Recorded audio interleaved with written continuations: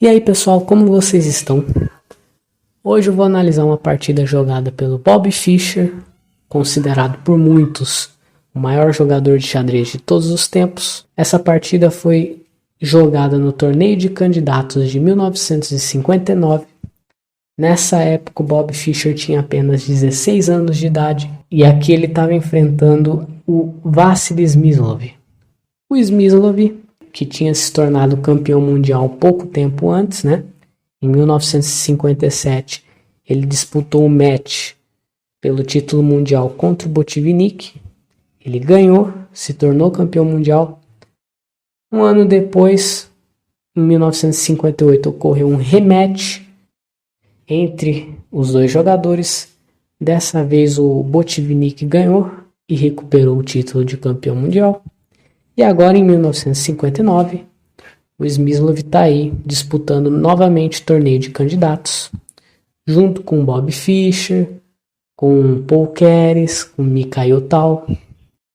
O Mikhail Tal, inclusive, que venceu esse torneio de candidatos e assim conquistou o direito de disputar o título mundial contra o Botvinnik. Eu estou dando aqui um pouquinho de contexto histórico por trás dessa partida, né? E a partida que eu vou analisar aqui contra o Smyslov foi uma belíssima partida do Bob Fischer. Antes de começar, eu gostaria de trazer uma curiosidade, né? O Smyslov, além de enxadrista, ele também era cantor de ópera. Sim, ele era barítono.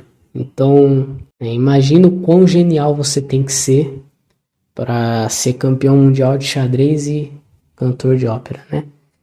Mais uma curiosidade. Bom, vamos direto à partida, né? Antes que o vídeo tenha 1 hora de duração. O Smyslov começa com lance 1, E4. O Bob Fischer respondeu com C5. Veio cavalo F3, D6, D4, C por D, cavalo por, cavalo F6, cavalo C3 e A6. Temos aqui então uma siciliana Najdorf. O Bob Fischer praticamente só jogava Najdorf contra E4, né? O Smyslov escolhe então a variante com bispo G5, veio E6 e agora F4. A ideia desse F4 é as brancas podem jogar E5 em algum momento e também o branco quer jogar com dama F3, sem que a dama fique na frente do peão de F, né? Depois de dama F3, as brancas querem fazer o roque grande. Vem então bispo E7, dama F3, preparando para rocar grande. E agora a dama C7. Essa é a casa natural da dama, a Najdorf. As pretas então querem seguir aqui depois com cavalo de BD7, B5 e bispo B7 completando o desenvolvimento. E o motivo das pretas começarem com dama C7 é para evitar bispo C4. Por exemplo, se o preto aqui joga primeiro com cavalo de BD7, então as brancas poderiam jogar com bispo C4. E se agora fizer dama C7, existe um tema de sacrifício aqui com o bispo por E6. F por E6, cavalo por E6. A dama está atacada. Quando a dama sai, está caindo o peão de G7 com cheque. E aí depois de F7, o branco já tem 3 peões pela peça. Então, materialmente está equilibrado. Só que o problema aqui para as pretas é que o rei está exposto. Aí, depois de lance como cavalo F5, o rei preto está totalmente vulnerável. Então, por isso que aqui as pretas jogam primeiro com dama C7, para evitar bispo C4. Veio então o roque. Agora cavalo de BD7 e agora G4. Então, como as brancas fizeram um roque grande nessa posição, o plano aqui é avançar os peões na ala do rei. Então as brancas querem criar um ataque em cima do rei das pretas. Seguiu então com B5. É uma ideia típica da Najdorf, né? Jogar com A6 e B5. O bispo quer sair para B7. As pretas podem jogar com B4 em algum momento, para tentar criar contra-jogo. Então veio bispo por F6, cavalo por F6. É muito importante tomar de cavalo, tá? Se tomar de bispo, o peão de D6 fica no ar. E aqui já surge um outro sacrifício nessa posição, que é bispo por B5. Depois de A por B5, cavalo por B5. A dama está atacada e vai cair aqui o peão de D6. Né? Depois de dama B8, por exemplo, cavalo por D6. Cai o peão com cheque. E aqui uma posição muito desagradável para as pretas, né? Novamente aqui o branco tem 3 peões pela peça. E as peças muito mais ativas, né? O rei mal colocado em F8. Então por isso que aqui, depois de bispo por F6, as pretas retomam de cavalo. Então chega o G5, faz parte do plano, cavalo D7. E aqui um dos momentos, né, o primeiro momento crítico dessa partida, o Smyslov joga um lance nessa posição que não está claro exatamente qual é a ideia desse lance. O Smyslov joga com bispo H3. Aqui de longe, o lance mais crítico é F5, tá? Então, as brancas sacrificam o peão de G5, né?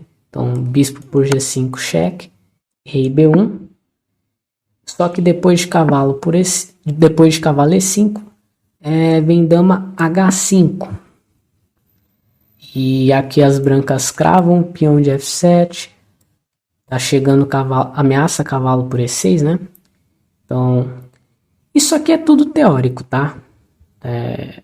Esses lances aqui, né, já foram jogados inúmeras vezes. Uma outra opção também, né? Se o branco não quiser jogar com F5, uma outra opção seria jogar com A3, para não deixar as pretas jogarem com B4. É muito importante que o branco não permita esse B4, né? Só que aqui o Smyslov não fez nenhuma coisa nem outra. Ele jogou aqui com bispo H3. Não está claro qual é a ideia desse lance. E aqui o Bob Fischer já começa a punir esse bispo H3. Ele joga com B4.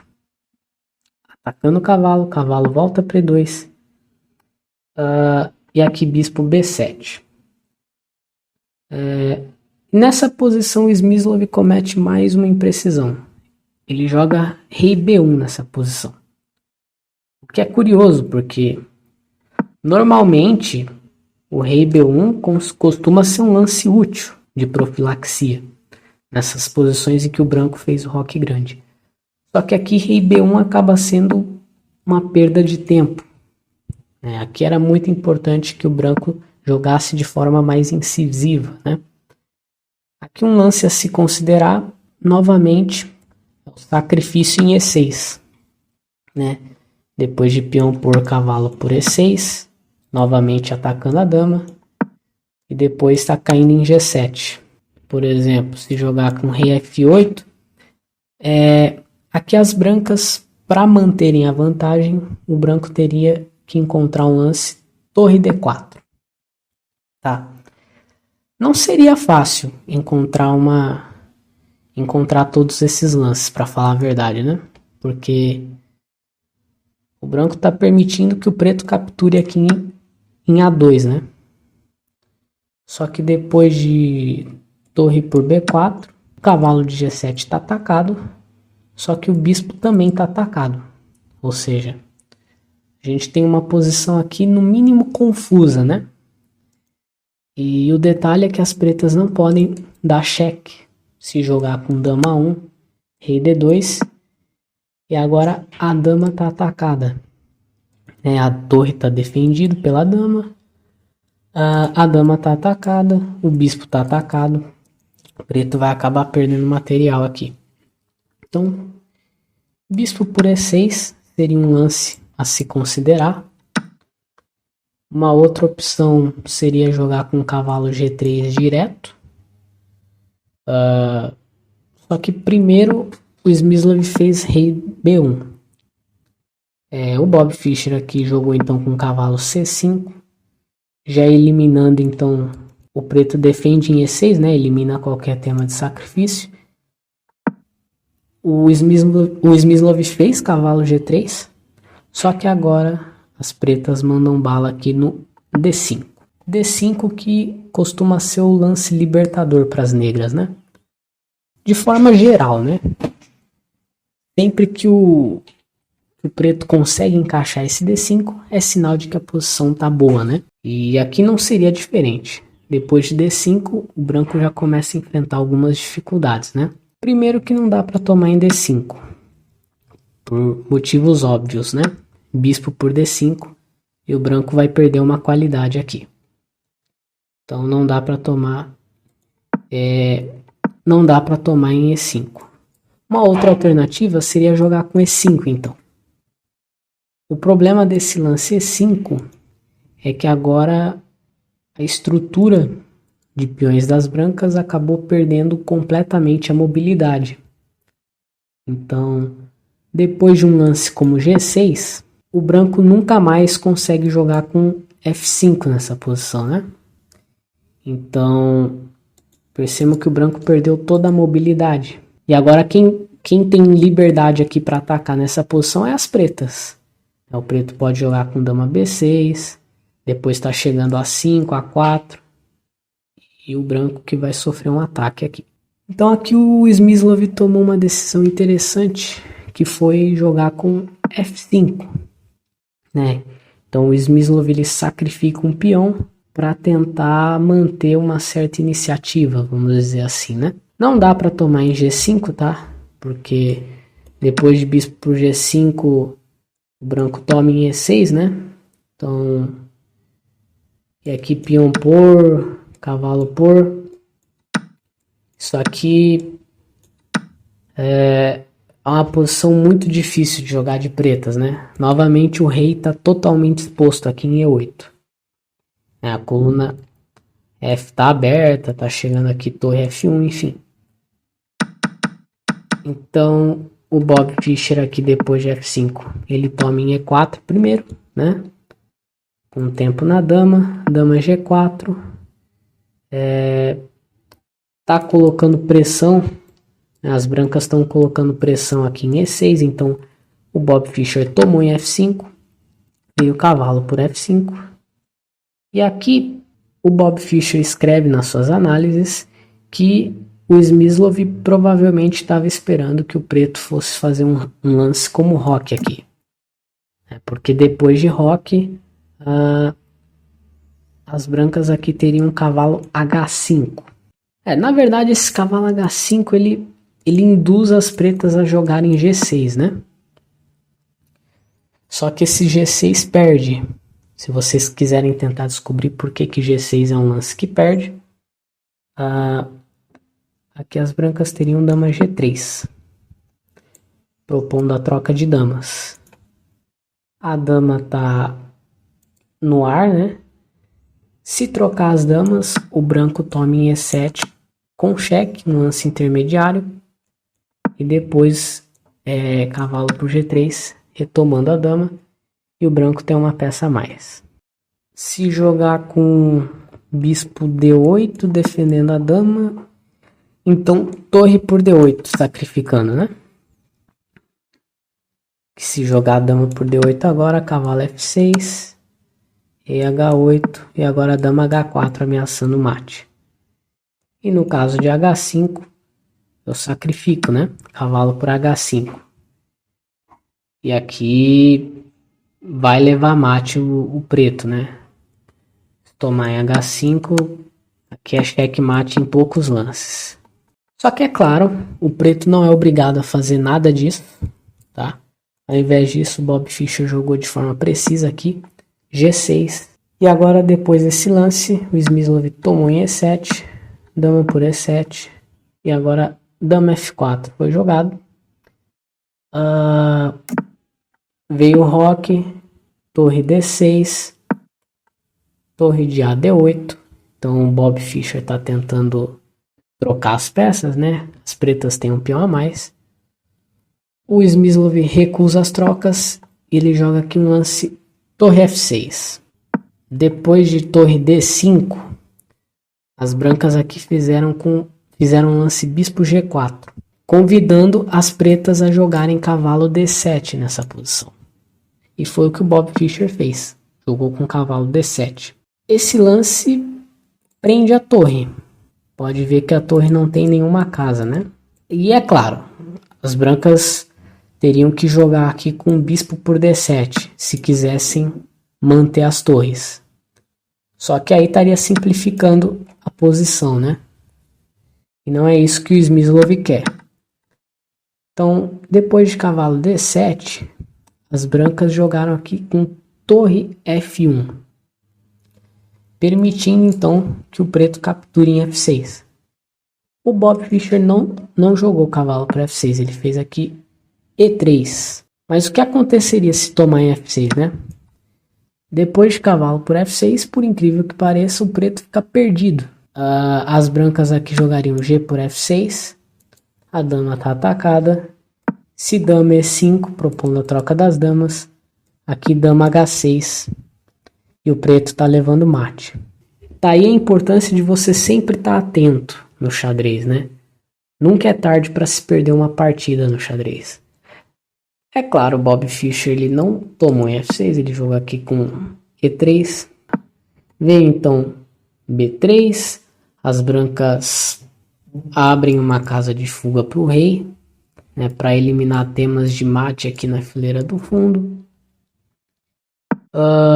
Veio aqui torre D2, então a torre já invade a sétima. E aqui finalmente as pretas ameaçam então tomar em F6. Por exemplo, se o branco faz um lance aqui aleatório por H3, então tem cavalo por F6. Aqui depois de G por F6, dama C5. E agora o mate das pretas que está chegando antes. Se dama H6, dama por C2, rei A1 e dama B2 mate. Então por isso Smyslov fez bispo por D7, torre por D7 e agora torre E1. Torre E8 foi jogado, defendendo o peão. E agora H4. Dama C5. E aqui as pretas ameaçam infiltrar com a dama em C3. Então por isso o Smyslov acabou fazendo um lance dama C4. Que é um lance triste de se fazer, né? Porque além de quebrar a estrutura de peões, agora as pretas têm torre D4 e vai cair outro peão. Então veio C5, agora torre por H4. As brancas fizeram C6. Então o Smyslov está tentando criar complicações aqui. C6, o peão está a 2 casas da promoção. Bispo C7, controla tudo. Torre D6. Torre C4, rei B2. Aqui a gente já está numa fase mais de conversão de vantagem, né? Rei G7, melhorando o rei. Rei B3, torre G4, atacando o cavalo. O cavalo vem para E2. E aqui torre E6, propondo as trocas, né?